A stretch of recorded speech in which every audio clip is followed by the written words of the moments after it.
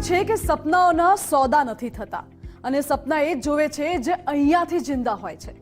અને આજે એ બાળકો, જે માસૂમ બાળકો હોય છે, ઘણા બધા સપના જોઈને તેઓ ભણે છે, આગળ વધે છે. ઘણા બાળકોને ડૉક્ટર બનવું હોય છે, એન્જિનિયર બનવું હોય છે, પરંતુ દરેક મા બાપની આર્થિક રીતે એટલી ક્ષમતા નથી હોતી કે પોતાના બાળકોને ડૉક્ટર કે એન્જિનિયર બનાવી શકે. પરંતુ હવે શક્ય થવા જઈ રહ્યું છે. ચિંતા કરવાની જરૂર નથી. નમસ્કાર, ગુજરાત ફર્સ્ટની વિશેષ રજૂઆત સાથે હું છું માનસી સોની. આજે આ મુદ્દા ઉપર વાત કરવી છે કારણ કે હવે પરીક્ષા પૂર્ણ થવાનો સમય આવી ગયો છે, નવા એડમિશનનો સમય આવી ગયો છે, નીટ JEEની એક્ઝામનો પણ આગામી સમયમાં સમય આવી રહ્યો છે. બાળકોએ સપના જોતા હશે, તૈયારી કરતા હશે કે ક્યાંક ડૉક્ટર બનીશું, ક્યાંક એન્જિનિયર બનીશું, જો ગવર્મેન્ટ કોલેજમાં એડમિશન મળી ગયું તો અમે આમ કરીશું, અમે તેમ કરીશું. પરંતુ ઘણા બધા મા બાપ એટલા સદ્ધર નથી હોતા અને એ જ બાળકોના સપના અધૂરા રહી જાય છે. જ્યારે આજે એ બાળકોના સપના અધૂરા ન રહે એના માટે ગુજરાતથી એક પહેલ કરવામાં આવી છે, મેકિંગ ડોક્ટર્સ ઓર્ગેનાઇઝેશન. જે અંતર્ગત એ તમામ બાળકો જે સપનાઓ જોવે છે ડોક્ટર બનવાના, હવે તેમના સપના સરળતાથી પૂરા થશે. જી હા, વિદેશ જઈને તમે ભણી પણ શકો છો, તમે એજ્યુકેશન મેળવી શકો છો. વિદેશમાં તમને વેજીટેરિયન ફૂડ મળશે કે કેમ, વિદેશમાં છોકરીઓની સિક્યોરિટી હશે કે કેમ, વિદેશમાં એકોમોડેશન કેવું હશે અને કયા પ્રકારનો અભ્યાસ હશે, શું વિદેશ ભણીને પાછા ઇન્ડિયા આવ્યા પછી એ ડિગ્રી વેલિડ ગણાશે કે કેમ, અને વિદેશમાં ભણવાનો, મેડિકલની ડિગ્રી મેળવવાનો ખર્ચ કેટલો થશે, આ તમામ ઘણા બધા સવાલો હોય છે અને કેટલા બજેટમાં પૂરું થશે. આ બધા જ સવાલો વિશે આજે વિસ્તારથી વાત કરવી છે. મેકિંગ ડોક્ટર્સ ઓર્ગેનાઇઝેશનની ટીમ અત્યારે અમારી સાથે ઉપસ્થિત છે, તેમની સાથે વાત કરીશું. આ સાથે જ વિદેશમાં, એટલે કયા દેશમાં એજ્યુકેશન મળી શકે છે, કયા પ્રકારની આખી પ્રોસિજર હોય છે, તમે કેવી રીતે તમારા બાળકને વિદેશમાં MBBS નો અભ્યાસ કરાવી શકો છો, આ તમામ મુદ્દા ઉપર આજે વિસ્તારથી કરવી છે ચર્ચા. તો વિદેશમાં રહીને તમારા સપના કેવી રીતે પૂરા થશે, શું હશે આખી પ્રોસિજર, આ તમામ મુદ્દાઓ પર આજે ચર્ચા કરીશું. અમારી સાથે ગુજરાત ફર્સ્ટના સ્ટુડિયોમાં ગેસ્ટ પેનલમાં અત્યારે જોડાઈ ગયા છે સુદીપ નાયક, જે નેપાલ એજ્યુકેશન સેન્ટરના ઇન્ટરનેશનલ રિપ્રેઝેન્ટેટિવ છે. Welcome sir. બીજા ગેસ્ટ છે અમારી સાથે ડોક્ટર ઉમંગ પટેલ, જે મેકિંગ ડોક્ટર્સ ઓર્ગેનાઇઝેશનના ફાઉન્ડર અને MD છે. અને અહીં અમારી સાથે ઉપસ્થિત છે મહેન્દ્રસિંહ પઢિયાર, જે વિવેકાનંદ સાયન્સ સ્કૂલ મોરબી આવેલી છે તેના કેમ્પસ ડિરેક્ટર છે. આપ સૌનું સ્વાગત છે ગુજરાત ફર્સ્ટમાં. સર, ડૉક્ટર ઉમંગ, સૌથી પહેલો સવાલ એ છે કે મેકિંગ ડોક્ટર્સ ઓર્ગેનાઇઝેશન એ કેવી રીતે તમે ડોક્ટર્સને પ્રમોટ કરો છો અને ઓર્ગેનાઇઝેશન કેટલા સમયથી ચાલે છે? મેકિંગ ડોક્ટર્સ ઓર્ગેનાઇઝેશન, આના નામમાં જ એનો વિઝન મિશન છે કે મેકિંગ ડોક્ટર્સ. અમારો હેતુ એ છે કે making doctors from every middle class family. તો આવા પેરેન્ટ્સ અને સ્ટુડન્ટ્સ માટે અમે કાઉન્સેલિંગ સર્વિસીસ પ્રોવાઈડ કરીએ છીએ. એમના બજેટમાં વર્લ્ડની ઘણી બધી યુનિવર્સિટીઝની અંદર અમે મેડિકલમાં એડમિશન અપાવવાનું કામ કરીએ છીએ. સાથે સાથે we are organisation, not agents. So એક વર્ષ નહીં, ખાલી એડમિશન પૂરતું નહીં, પણ start from the admission, documentation, visa, ત્યાં આગળ પહોંચ્યા પછી એમની જમવાની વ્યવસ્થા, હોસ્ટેલની વ્યવસ્થા, એમની સેફટી સિક્યોરિટી અને ટીલ 5.5 વર્ષ 6 વર્ષ એમને ત્યાં આગળ એકેડેમિક સપોર્ટ, એમને ઇન્ડિયાની અંદર જે નેક્સ્ટ એક્ઝામ છે એનું કોચિંગ પ્રોવાઈડ કરવાનું હોય, મોબાઈલ એપ્લિકેશન દ્વારા ઇન્ડિયન ફેકલ્ટી દ્વારા એમને ભણાવવાનું, એમના માર્ક્સ આ તે બધું અપડેટ કરવાનું એમના પેરેન્ટ્સને. આવી મોર દેન 25 થી વધારે સર્વિસીસ, જે પ્રી ડિપાર્ચર સર્વિસીસ અને પોસ્ટ લેન્ડિંગ સર્વિસીસ, આ બધી જ મેકિંગ ડોક્ટર્સ ઓર્ગેનાઇઝેશન એ સ્ટુડન્ટ્સને આપી અને એને સાથી બની અને એનું ડોક્ટર બનવાનું સપનું પૂરું કરે. આ બધી વસ્તુ સમજમાં આવી, પરંતુ એક સવાલ અહીં એ પણ ઉઠે છે, સુદીપજીને પૂછવા માંગે. સુદીપજી, अगर एज अ स्टूडेंट्स देखने जाए तो why should we choose Nepal, क्योंकि इंडिया के बहुत सारे स्टूडेंट्स हैं, यूक्रेन, रशिया, फिलीपींस से MBBS का एजुकेशन बहुत ही इजीली ले सकते हैं और बजट में ले सकते हैं. नेपाल में ऐसा क्या स्पेशल है जो आप बता रहे थे? नेपाल के बारे अगर हम लोग बात करें स्पेशली, पहले मैं बताना चाहता हूँ, जो अगर कोई भी अगर डॉक्टर बनना चाहते हैं, अगर आप देख ले हम लोग की जो समाज में डॉक्टर को हम लोग दूसरा भगवान के रूप में देखते हैं. भगवान को हम लोग ने देखा नहीं, एक विश्वास है, एक आस्था जो बोलते हैं हम लोग, वो चीज़ है, आस्था जो हम लोग जो बात कर रहे हैं उसके बारे में. उसी तरह ऐसे डॉक्टर बनने चाहिए कि हम लोग उन पे आस्था कर पाए, विश्वास कर पाए, वैसे डॉक्टर के रूप में आ पाए. तो अगर हम लोग नेपाल की बात करें तो वो सारे चीज़ यहाँ पे मिलता है. एक डॉक्टर बनने के लिए सबसे पहला तो देखना चाहिए क्या उस कंट्री में, अगर मैं नेपाल में अगर किसी बच्चे को भेज रहा हूँ तो जो बेसिक नीड है, एक सेफ्टी, क्या अपने बच्चे गुजरात से जो बच्चे जा रहे हैं या इंडिया के किसी भी जो आपको पार्ट से जा रहे हैं, तो क्या वो बच्चे सेफ है या नहीं है. तो नेपाल एक सबसे फ्रेंडली सेफेस्ट कंट्री है. दूसरा, अगर हम लोग बात करें जाने के लिए, अगर आप देखो बहुत सारे ऐसे पेरेंट्स होते हैं जो उनके बच्चे डॉक्टर बन के आ रहे हैं और उनको यहाँ तक नहीं मालूम है कौन से जगह पे गया पढ़ने के लिए, कैसे फैसिलिटी है या नहीं है। नेपाल एक ऐसा जगह है जो पेरेंट्स खुद भी जा सकते हैं, खुद की गाड़ी से जा सकते हैं, यहाँ से ट्रेन का कनेक्टिविटी है।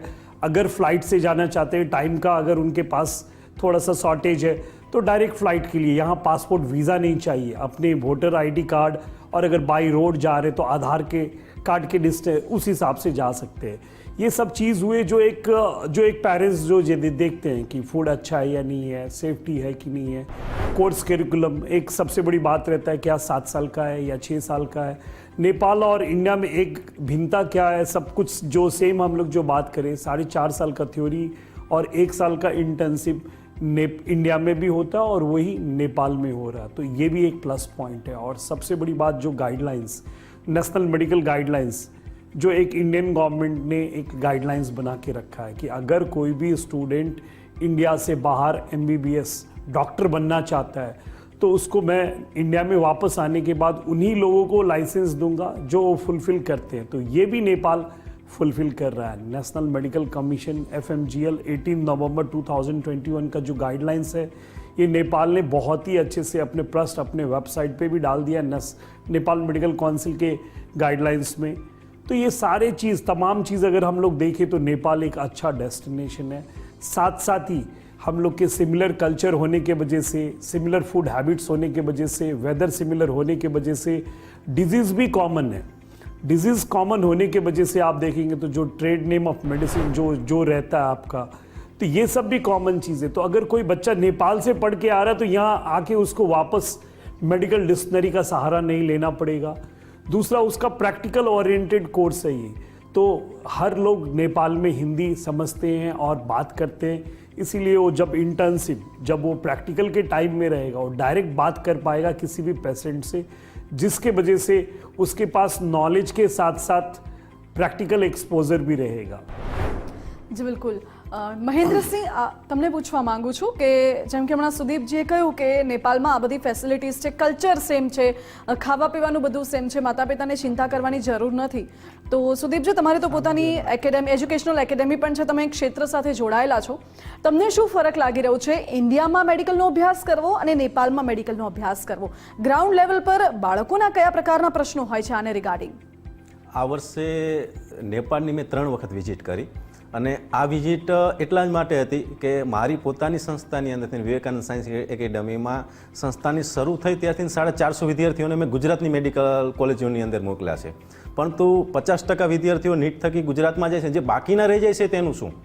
હવે બીજા અલગ અલગ દેશમાં જતા હોય પણ તેનું જે આપણને જે સંતોષ થવો જોઈએ ને એ સંતોષ થતો નહોતો। એટલા માટે મારા જ એક મિત્રની દીકરીને એડમિશન લેવાનું હતું અને તે પોતે જ ડૉક્ટર હતા કે સાહેબ આવી રીતે બેનનું એડમિશન કરવું છે, શું કરશું? એટલે અમે બંને કાર લઈ અને નેપાળ ગયા અને 6 થી 7 કોલેજોની અલગ અલગ કોલેજોની વિઝિટ કરી અને પછી અમે એડમિશન તે નક્કી કર્યું હતું કે હવે આપણે નેપાળમાં રહેવું બેસ્ટ છે। હવે શા માટે બેસ્ટ છે? તો આપણે ગુજરાતની અંદર જે રીતની જે કોલેજનું કલ્ચર છે તે સેમ ટુ સેમ ત્યાં છે।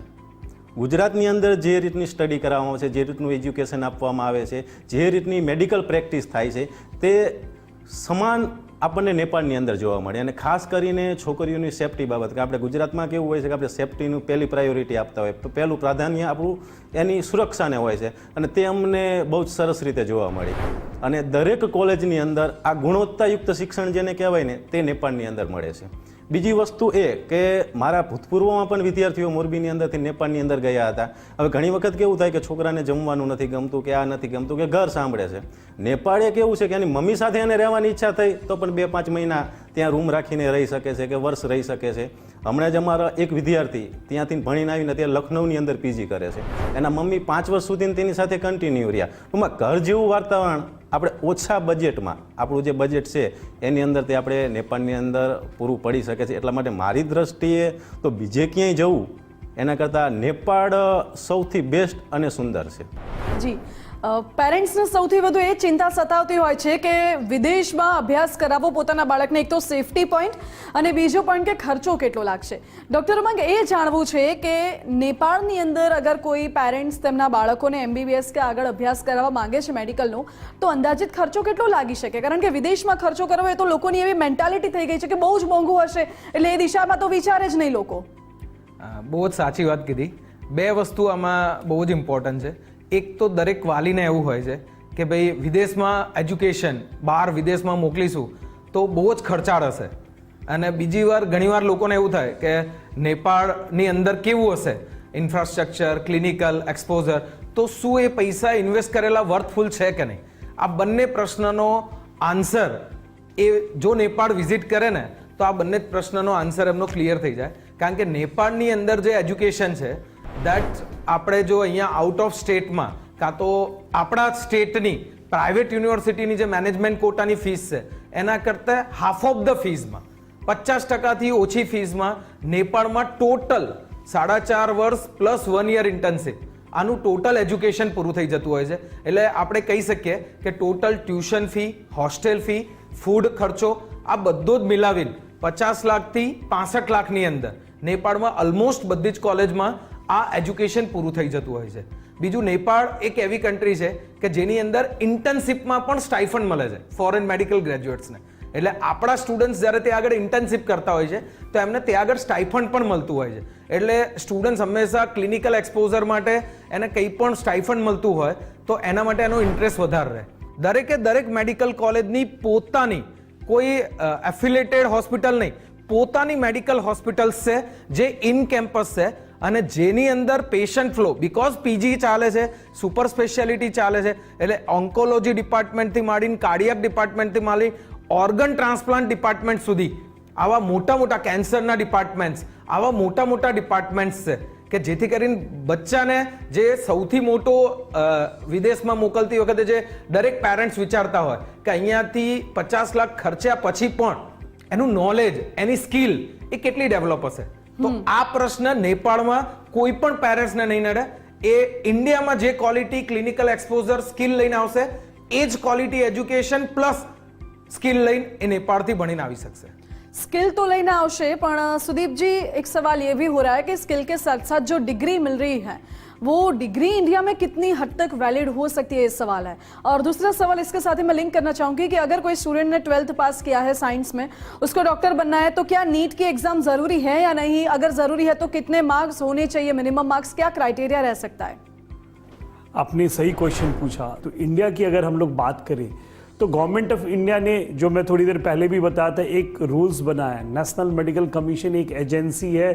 उस एजेंसी का काम है कि जो भी डॉक्टर इंडिया या इंडिया से बाहर पढ़ के आ रहे हैं उन सबके डिग्री कैसे वैलिड होगा, क्या पॉइंट्स पे ध्यान देंगे.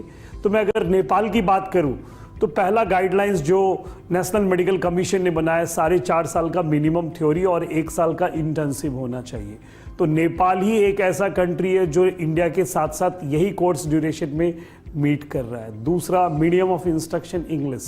नेपाल एक ऐसा कंट्री है जहां बच्चे से ही हम लोग नर्सरी से इंग्लिश में पढ़ते, तो वहां पे कोई अलग सा लैंग्वेज नहीं है कि बच्चे को वहां जाके नेपाली में पढ़ना होगा या हिंदी में या अदर रीजनल लैंग्वेज में. उनके सारे जो भी मीडियम ऑफ इंस्ट्रक्शन इंग्लिश होगा. तीसरा, जो उमंग भाई सर ने भी बोला कि हर हॉस्पिटल खुद का हॉस्पिटल है. कोई भी मेडिकल कॉलेज ऐसा नहीं है जिसका 300 से लेके 750 बेडेड हॉस्पिटल है. ये भी आपको गाइडलाइंस में. और चौथा, अगर डिग्री की हम लोग बात करें वैलिडिटी का, जो सबसे बड़ा प्रश्न चिन्ह 2027 में आने वाले जितने भी डॉक्टर जो 2021 के बाद पढ़ने के लिए विदेश गए, उन सबका डिग्री वैलिड होगा नहीं होगा 2027 में क्लियर होने वाला है. Licence to practise. अगर उस कंट्री में, जैसे नेपाल में इंडियन बच्चे जा रहे हैं वहाँ पे, क्या वहाँ के लोकल स्टूडेंट के जैसे उनको लाइसेंस का एग्ज़ाम दे पाएंगे या नहीं दे पाएंगे, वहाँ पे लोकल के साथ जॉब कर सकते या नहीं कर सकते, ये जो प्रश्न है ये 2027 में बहुत सारे कंट्री का क्लियर होगा. बट नेपाल में ऑलरेडी क्लियर है. बहुत सारे इंडियन डॉक्टर्स आपको सालों से वहाँ पे प्रैक्टिस कर रहे हैं, जो खुद भी पेरेंट्स वहाँ जाने के बाद देख सकते हैं. और जो हम लोग की जो लोकल एजेंसी है नेपाल मेडिकल काउंसिल, जो बच्चे अभी भी जाके जो पेरेंट्स आज शो देख रहे हैं वो nmc.org.np nepalmedicalcouncil.org.np पे भी उस पर जाके देख सकते हैं कि डिग्री वैलिड है या नहीं। दूसरी चीज़, अगर कोई बच्चा नेपाल में पढ़ना चाहता है, पहला चीज़ तो बच्चे के फिजिक्स केमिस्ट्री बायोलॉजी 50% मार्क्स होना अनिवार्य है। दूसरा जो आपने बोला नीट कंपलसरी क्वालिफाइड होना है और इसी साल होना है। बाकी कंट्री का अपना रूल होगा, बट नेपाल में अगर कोई डॉक्टर पढ़ना चाह रहा है, 2025 में डॉक्टर बनना चाह रहा है, तो इनको इसी साल नीट में कम से कम 50 परसेंटाइल मार्क्स होना चाहिए। 720 का नीट होता है, हर साल गवर्नमेंट ऑफ इंडिया एक 50 परसेंटाइल का स्कोर निकालेगा। ये इस साल जो भी 50 परसेंटाइल का स्कोर होगा वो कट ऑफ इन नेपाल के लिए हो जाएगा। साथ साथ हर बच्चे को MEC, जैसे इंडिया में क्या है, नीट का एक एग्ज़ाम है और साथ साथ ही यहाँ का काउंसलिंग का फॉर्म भरना होता है। ये स्टेट का अपना फॉर्म होगा, ऑल इंडिया का अपना फॉर्म होगा, डिम्ड का वैसा ही फॉर्म होगा।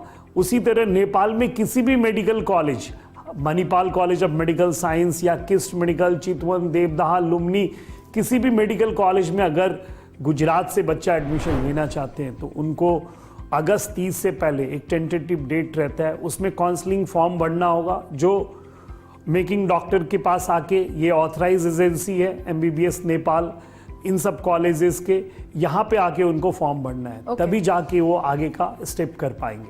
सुदीप जी, मेरे को एक पॉइंट है, अगर जैसे कि इंडिया में ऐसा है कि नीट की एग्जाम देते हैं 720 मार्क्स में से अगर 650 के अबव मार्क्स आते हैं तो ही स्टूडेंट MBBS के लिए एलिजिबल है। इसके अलावा अगर कम मार्क्स आते हैं, प्राइवेट कॉलेजेस में भी एडमिशन के लिए बहुत सारा डोनेशन देना पड़ता है, या फिर तुमको फील्ड चेंज करना पड़ता है, या फिर डेंटल, आयुर्वेदिक, होम्योपैथी, ऐसे सब फील्ड में जाना पड़ता है। तो क्या नीट में अगर किसी बच्चे को समझ लो 400 से 500 के बीच मार्क्स आए हैं तो क्या वो बच्चा एलिजिबल है नेपाल में MBBS करने के लिए? 400 वाले तो ये सब सारे क्वालिटी बच्चे होंगे, हाईली क्वालिफाइड जो बोलते हैं। मिनिमम, अगर हम लोग मिनिमम मार्क्स की बात करें, जो पिछले साल 720 में 162 मार्क्स था, इस साल भी अगर हम लोग एज्यूम करें तो 165 या 170 मिनिमम मार्क्स होगा, जो 50 परसेंटाइल। तो नीट में अगर 720 में किसी के पास 165 है तो वो नेपाल के लिए एलिजिबल है। ये टेंटेटिव में मार्क्स बोल रहा हूँ। नीट स्कोर में एक 50 परसेंटाइल मेंशन रहता है, 50 परसेंटाइल 165 या 175 जो भी आएगा बस इसी रेंज में रहेगा, 165 to 70। તો he is eligible to take admission in Nepal. તો એનો અર્થ તો એ થયો કે આ તો બહુ સરળ થઈ ગયું. ઘણા બધા સ્ટુડન્ટ્સ ઘણી વખત નીટ માટે ક્યારેક ઓછા માર્ક્સ આવતો હોય તો ડ્રોપ આઉટ લઈ લેતા હોય છે, 1 વર્ષ કે 2 વર્ષ બગાડે છે ફરી એકવાર નીટની એક્ઝામ આપવા માટે એ આશામાં કે તેમને MBBS માં એડમિશન મળી જાય. અને અગર જો એડમિશન મળી બી જાય છે તો પણ મોટી રકમ ભરવી પડે છે, બહુ જ મોટો ખર્ચો થાય છે. એના કરતાં અગર જો એ ઓપ્શન સ્ટુડન્ટ સિલેક્ટ કરે છે મેકિંગ ડોક્ટર ઓર્ગેનાઇઝેશન થકી કે અગર તમે નેપાળ જઈને અભ્યાસ કરો છો તો તમારા ઓછામાં ઓછા માર્ક્સ હશે તો પણ તમે MBBS ડોક્ટર બની શકો છો, અને એ પણ ઓછામાં ઓછા ખર્ચામાં. મહેન્દ્રભાઈ, આપ તો પોતે ઘણી વખત નેપાળ જઈને આવ્યા છો, તમારા ફ્રેન્ડની છોકરી પણ આ જ પ્રોસેસ થ્રુ એ ત્યાં નેપાળમાં એડમિશન લઈને અભ્યાસ કરી રહી છે. આપનો પર્સનલ એક્સપિરિયન્સ કેવો રહ્યો? અગર કોઈ છોકરી જાય છે તો સેફટી સિક્યોરિટી કેવી, અથવા તો ત્યાં કને પેરેન્ટ્સનો જે સવાલ હોય છે કે ફૂડ કેવું હશે, સ્વામિનારાયણ હશે કે જૈન હશે, ત્યાં કનેક્ટિવિટી કેવી હશે, એ બધા જ સવાલો પેરેન્ટ્સને સતાવતા હોય છે. દીકરીની સેફટીની વાત કરીએ તો તમે જુઓ તો હું પોતે રાજપૂત છું, એટલે પહેલી પ્રાયોરિટી તો દીકરીની સેફટીની જ છે. મને પૂરેપૂરી સેફટી દેખાણી છે તો જ અહીંયા ઘણે નેપાળની અંદર તેને મોકલીએ છીએ દીકરીને. બીજું ફૂડની તમે વાત કરી તો અમારી જે દીકરી હતી એ સાહેબ પ્યોર સ્વામિનારાયણ, ડુંગળી લસણ કે કાંઈ નથી ખાતી. હવે નેપાળની અંદર સ્વામિનારાયણ ફૂડ મેળવું એટલે તમને આમ એમ લાગે કે ભાઈ અશક્ય જેવી વસ્તુ છે, પરંતુ સુદીપભાઈને એમને કહ્યું કે સાહેબ આ થોડોક પ્રોબ્લેમ છે, એટલે એક દીકરી માટે થઈ અને પ્યોર સ્વામિનારાયણ ફૂડ બને છે. અને કિસ્ટ મેડિકલ કોલેજની અંદર અમારા તે બેન છે, તેમનો પણ તમારે કોન્ટેક્ટ કરવો હોય તો હું તમને એનો પણ કોન્ટેક્ટ નંબર આપીશ, તેની સાથે વાતચીત કરવી હોય તો. એટલે ફૂડ બાબતની કોઈ નથી. બીજું કે એની જે હોસ્ટેલની જે સિક્યુરિટી છે તે પણ બહુ જબરદસ્ત અને બહુ સરસ હોય છે. અહીંયા જેમ આપણે ગુજરાતમાં જેમ હોસ્ટેલ લાઈફ હોય છે એવી જ રીતની ત્યાંની લાઈફ હોય છે કે 10 વાગ્યા પછી એન્ટ્રી નહીં, કોઈ બહાર ન જઈ શકે તે નહીં. અને બીજું નેપાળનું કલ્ચર બેન એવું છે કે ત્યાં કણે આપણે પણ ગમે તેટલા વાગ્યા સુધી બહાર રખડતા હોય કે આ હોય તે કોઈ જ જાતનો પ્રોબ્લેમ નથી.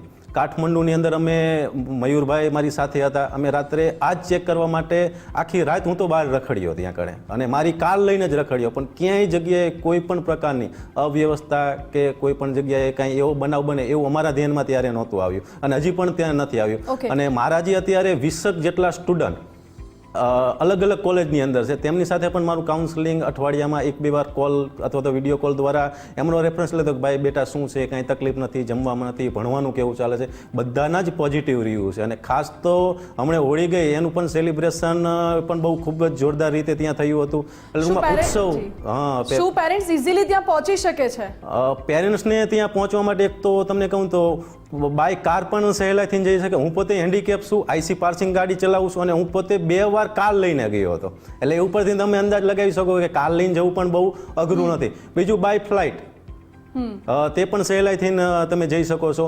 અને બીજું અમદાવાદ અને રાજકોટથી બસ સુવિધાઓ પણ ઉપલબ્ધ છે. અને બેન ઘણી બધી કોલેજ તો એવી છે કે આપણી બોર્ડરથી 2 જ કિલોમીટર અંદર, 20 કિલોમીટર જ અંદર, એટલે અયોધ્યા ગોરખપુરથી 50, 60, 100 કિલોમીટરની અંદર પણ 5-7 કોલેજ એવી છે કે જ્યાં સહેલાઈથી આપણે બાય રોડ જઈ શકીએ છીએ. ઓકે, બિલકુલ. એટલે કનેક્ટિવિટી સરળ છે, ખાવા પીવાનું સારું મળે છે. ડૉક્ટર ઉમંગ, એ સવાલ પૂછવો છે કે મેકિંગ ડોક્ટર્સ ઓર્ગેનાઇઝેશનનો આમાં શું રોલ હોય છે? હમણાં આપણે થોડી વાર પહેલાં વાત કરી હતી, એમાં એક સવાલ એ પણ હતો કે ઘણા બધા પેરેન્ટ્સ એવા હશે કે આપણી વાતોથી તેઓ સમજે પણ તેમને પ્રેક્ટિકલી જોવું છે કે જ્યાં સુધી જોશે નહીં ત્યાં સુધી સંતોષ ના આવે. નિહાળવું છે કે ત્યાં કેવો માહોલ હશે, તેમના બાળકોનું લાઈફસ્ટાઈલ ત્યાં કેવી રીતે હશે. જેમ કે વિદેશોમાં, ઘણા દેશોમાં કલ્ચર બહુ જ ખરાબ છે અને તમે સમજો છો હું કઈ ભાષામાં કહી રહી છું, એ કલ્ચર કેવી રીતે ખરાબ છે. તો પેરેન્ટ્સને એ પણ સમજવું હોય છે કે ત્યાં નેપાળનું કલ્ચર કેવું છે. તો એની માટે તમારી ઓર્ગેનાઇઝેશન કેવા પ્રયાસો કરે છે? સૌથી મોટી વાત છે કે સેટિસ્ફેક્શન. અને એટલા જ માટે બહુ જ બધી જ અલગ વ્યવસ્થાઓ જે MBBSમાં વિદેશમાં થઈ રહી છે એની સામે અમે નેપાળ કન્ટ્રી ચૂઝ કરેલું છે. આપણો છોકરો આપણી સંસ્કૃતિ સાથે અટેચ રહે છે. ખાસ કરીને જેમ વાત કરી કે ગુજરાતી કલ્ચર, ત્યાં આગળ ગુજરાતી સમાજની સ્થાપના થયેલી છે. અને આપણને ખબર છે કે આપણા બધાના કહેવાય ને ઈષ્ટ દેવતા પશુપતિનાથના દર્શન અને કાઠમંડુમાં આપણા બધા જ ફેમિલીની હંમેશા એક આશા હોય છે. તો ત્યાં આગળ અમે સ્પેશિયલી મેકિંગ ડોક્ટર્સ ઓર્ગેનાઇઝેશનમાં આ જ કન્સર્નને ધ્યાનમાં રાખીને આ વર્ષે અમે સુદીપભાઈની સાથે નેપાળ એજ્યુકેશન સેન્ટરની જે સ્થાપના કરી છે એની અંતર્ગત દરેક વિદ્યાર્થી અને વાલી જેની ઈચ્છા છે કે ભાઈ મારે આ બજેટની અંદર નેપાળમાં MBBS માટે જવું છે, એમના માટે specially we are ઇન્ટ્રોડ્યુસિંગ a special education trip કે જેની અંદર તમને નેપાળની મેડિકલ કોલેજમાં લઈ જવામાં આવશે. ત્યાંનું કલ્ચર, ત્યાંનું એકેડેમિક, ત્યાંની હોસ્ટેલ, બોયઝ અને ગર્લ્સની જે અલગ હોસ્ટેલની સુવિધા છે એ ખાલી બોલીને નહીં, ત્યાં આગળ જઈને જોવામાં આવશે. ત્યાંના જૂના સ્ટુડન્ટ્સ સાથેની વાતચીત, પાસ આઉટ સ્ટુડન્ટ, જેમ સુદીપભાઈએ કીધું કે ત્યાં આગળ લાયસન્સ ટુ પ્રેક્ટિસ કરી અને ત્યાં આગળ લાયસન્સ જેને મેળવેલું છે આવા ડોક્ટર, ઇન્ડિયન ડોક્ટર્સ, આના જોડેની વાતચીત અને અલગ સિટી પ્રમાણેની અલગ બજેટની યુનિવર્સિટી વિઝિટ થશે. અને આ આખી ટૂર એ અમારી સંસ્થા દ્વારા ટોટલી ફ્રી ઓફ ચાર્જ દરેક પેરેન્ટ્સ અને સ્ટુડન્ટ્સ જેનું ઇન્ટરેસ્ટ છે કે મારે આ બજેટમાં મેડિકલમાં નેપાળમાં જવું છે એને નેપાળમાં એડમિશન લેતા પહેલા એને આ ટૂર કરવામાં આવશે કે જેથી કરીને પેલું કહેવાય ને સિંગ ઇઝ બિલીવિંગ. તો એ જાતે જઈને જોશે, જાતે જઈને મળશે, ઓપીડી જોશે, હોસ્પિટલ જોશે અને સ્ટુડન્ટ્સનું કેરિયર જોશે કે આપણા જ સ્ટુડન્ટ્સ કેટલા હદે કેટલી સારા રિઝલ્ટ લાવી રહ્યા છે. તો અત્યારે એક નવો ઓપ્શન ઉભરીને આવ્યું છે ગુજરાતી વિદ્યાર્થીઓ માટે જેઓ MBBS કરવા માંગે છે. ન માત્ર ગુજરાતી પરંતુ દેશના પણ કોઈ એવા વિદ્યાર્થીઓ છે જેમની ઈચ્છા છે MBBS કરવાની પરંતુ આર્થિક સંકળામણ છે અથવા તો ઘણા બધા સવાલો છે કે વિદેશમાં અભ્યાસ કરવો કે નહીં, કેવી રીતે કરવો. તો તેમના માટે આ બેસ્ટ વન સ્ટોપ ડેસ્ટિનેશન છે કે તમે આ ઓર્ગેનાઇઝેશનનો સંપર્ક કરો, મેકિંગ ડોક્ટર્સ ઓર્ગેનાઇઝેશન, જે તમને પૂરેપૂરી માહિતી તો આપશે, સાથે આખી વિદેશ જવા સુધીની વ્યવસ્થા પણ કરી આપશે. સુદીપજી, સવાલ એ પણ અહીંયા ઉઠે છે कि मैनेजमेंट, डॉक्यूमेंटेशन और ट्रांसफर की क्या प्रक्रिया हो सकती है नेपाल और इंडिया के साथ? सबसे पहले हम लोग ने जो बात की आज के शो में कि नेपाल और इंडिया सेम संस्कृति, सेम भाषा, सेम खान पीन, सेम एजुकेशन, यही चीज़ पे हम लोग ने जो चर्चा किया. तो डॉक्यूमेंट की भी बात करें तो सेम है. अगर कोई बच्चा वहाँ पे कोई स्टूडेंट अगर एडमिशन लेना चाहता है, जैसे अगर इंडिया में अगर उसको एडमिशन्स के लिए 10th का मार्क्स कार्ड होना चाहिए, 12th का मार्क्स कार्ड होना चाहिए, आधार कार्ड होना चाहिए, नीट स्कोर कार्ड होना चाहिए. यही 4 डॉक्यूमेंट्स चाहिए. उसको अलग से पासपोर्ट नहीं चाहिए, अलग से माइग्रेशन नहीं चाहिए, इनविटेशन कार्ड ये सब नहीं चाहिए. 4 जो डॉक्यूमेंट्स जो इंडिया में एडमिशन के लिए कोई भी कोर्स के लिए, एक सामान्य कोर्स का आप ले लो, 10th का, 12th का, उसका नीट स्कोर कार्ड और आधार कार्ड, ये 4 डॉक्यूमेंट्स होने से वो नेपाल के लिए एलिजिबल है एडमिशन लेने के लिए. हाँ, बट सारे बच्चे को ये ध्यान देना है कि काउंसलिंग का फॉर्म बनना है। जो मेकिंग डॉक्टर के पास जो ऑर्गेनाइजेशन अभी हम लोग ने यहाँ पे इस्टेब्लिश किया है, जो MBBS नेपाल का जहाँ पे ये ऑथराइज सेंटर है, 30 अगस्त 2025 से पहले उनको फॉर्म अनिवार्य रूप से बढ़ना है। और जो उमंग भाई ने जो बहुत अच्छा शुरुआत किया है, जो free trip seeing and believing जो बोला, क्योंकि देखिए कोई भी चीज़ देखने से समझ आता है। डेफिनेटली अगर वो पेरेंट्स जाएंगे वहाँ पे, जैसे हम लोग ने बात किया, क्लिनिकल एक्सपोजर बहुत ही अच्छा है। खास करके बहुत सारे प्राइवेट इंस्टीट्यूशन से भी अच्छा आपको क्लिनिकल एक्सपोजर वहाँ मिलेगा। એટલે કોઈ પણ પેરેન્ટ્સને અથવા બાળકને મનમાં જરાક પણ અસમંજસ હોય કે મેડિકલનું એજ્યુકેશન કરાવવું કે કેમ, કેટલો ખર્ચો થશે, વિદેશમાં જવાની શું પ્રક્રિયા હશે, વિદેશમાં મોંઘું તો નહીં પડે, બાળકોના સંસ્કાર જતા તો નહીં રહે, જો તમને આવા કોઈ પણ સવાલ હોય તો આ સવાલનો જવાબ આ એપિસોડ થકી તો આપણે મેળવવાનો પ્રયાસ કર્યો છે। છતાં પણ વધુ વિગતો જોઈતી હોય તો તમે ડાયરેક્ટ મેકિંગ ડોક્ટર્સ ઓર્ગેનાઇઝેશનનો સંપર્ક કરી શકો છો। તેમની અમદાવાદમાં ઓફિસ પણ છે। આ સિવાય નંબર પણ અમે સ્ક્રીન પર ફ્લેશ કરીશું, તો નંબર પણ આપ જોઈ શકો છો। આપ સૌનો ખૂબ ખૂબ આભાર અમારી સાથે જોડાવા માટે અને આટલી ઇમ્પોર્ટન્ટ ઇન્ફોર્મેશન શેર કરવા માટે। તો હવે સ્વપ્ન વિનાની રાત નહીં રહે, કારણ કે હવે તમારા બધા જ સપના પૂરા થવા જઈ રહ્યા છે। ચાહે એ માતા પિતાના સપના હોય કે ચાહે એ બાળકોના સપના હોય, તમે તમારા બજેટમાં તમારી અનુકૂળતા પ્રમાણે અને તમને મન ફાવે એ રીતે તમે તમારા બાળકને MBBS નો અભ્યાસ વિદેશમાં કરાવી શકો છો। કેવી રીતે એ પૂરી વિગતો તો આપણે આ એપિસોડમાં જાણી છે, પરંતુ જો તમને હજુ પણ વધુ વિગતો જોઈએ છે, તમારે વધુ માહિતી જોઈએ છે, તો તમે મેકિંગ ડોક્ટર્સ ઓર્ગેનાઇઝેશનની જે ઓફિસ છે અમદાવાદમાં, ત્યાં તમે ઓફિસની મુલાકાત લઈ શકો છો। સ્ક્રીન પર તમે ઓફિસનો એડ્રેસ પણ જોઈ રહ્યા છો, આ સાથે સ્ક્રીન ઉપર એક મોબાઈલ નંબર પણ ફ્લેશ થઈ રહ્યો છે। એ મોબાઈલ પર તમે ડાયરેક્ટ કોન્ટેક્ટ કરીને આ તમામ ડોક્ટર્સનો સંપર્ક કરી શકો છો, આખી ટીમનો સંપર્ક કરી શકો છો, અને શું હશે આખી પ્રોસિજર, કેવી રીતે તમે નેપાળમાં એજ્યુકેશન મેળવી શકો છો, તેના વિશે પૂરી વિગત તમે તેમની પાસેથી મેળવી શકો છો। આ સાથે જ આજની વિશેષ રજૂઆતમાં હાલ બસ આટલું જ। આવા જ વધુ મુદ્દાઓ સાથે ફરી મળીશું। મને રજા આપશો। નમસ્કાર।